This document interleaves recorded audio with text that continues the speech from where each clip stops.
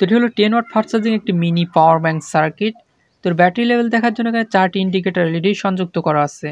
আর এই সার্কিটটিকে চার্জ করার জন্য এখানে একটি টাইপ সি পোর্ট সংযুক্ত করা আছে এবং আউটপুট নেওয়ার জন্য এখানে একটি ইউএসবি পোর্ট কানেক্ট করা আছে।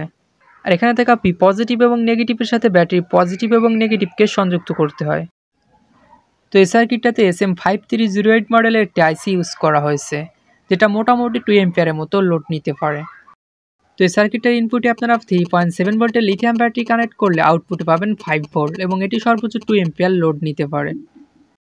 তো সেম মডেলের কিন্তু 5 ওয়াটের একটি পাওয়ার ব্যাংক সার্কিটও মার্কেটে আছে। তো এর সার্কিটটার ইনপুটে আপনারা 3.7 ভোল্ট দিলে আউটপুটে পাবেন 5 ভোল্ট এবং এটি সর্বোচ্চ 1 এম্পিয়ার লোড নিতে পারে।